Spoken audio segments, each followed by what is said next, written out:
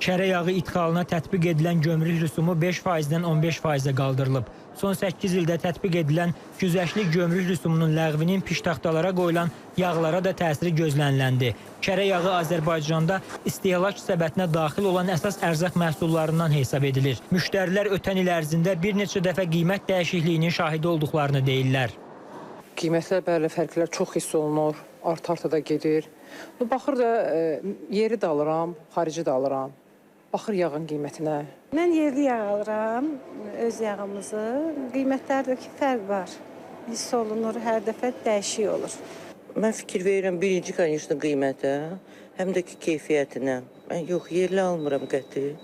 Ancaq alıram bu İtalyan yağlarından.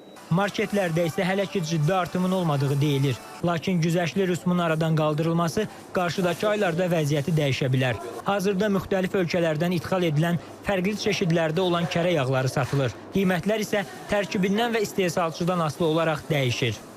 Kərə yağları yerli istehsal və xarici istehsallar var.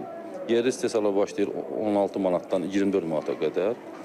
Xarici istehsala olan Almaniya, Rusiya, Ukrayna, İran, onlar da başlayır 24 manatdan 36 manata qədər. Güzəştlərin ləğvində məqsəd yerli istehsalı dəstəkləmək və bazarda rəqabəti tənzimləməkdir. Mütəxəssislər belə hesab edirlər. Bu tənzimləmələr kərə yağının 2026-cı ildə qiymətinin 15-17%-ə qədər artmasına səbəb ola bilər. Qısa müddətdə qiymət artımı müşahidə olunsa da, orta və uzun müddətdə bu qərarın əsas hədəfi yerli istehsalı stimullaşdırmaq olacaq. Bu yenilik uğurlu olarsa, yerli fermerlər daha stabil gəlir əldə edə və idxaldan asıllıq azala bilər.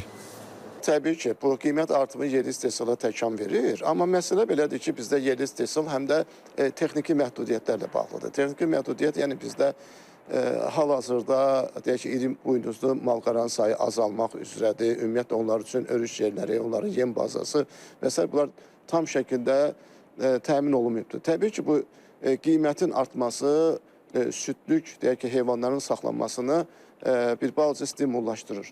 Qeyd edək ki, statistikaya görə Azərbaycanda kərə yağına illik tələbat 38-40 min tondur. Ölkəyə bu məhsul ən çox Yeni Zelandiya, Belarus və Ukraynadan idxal edilir. Qasım Xuluflu, Ceyhun Hüseynli, İTV Xəbər.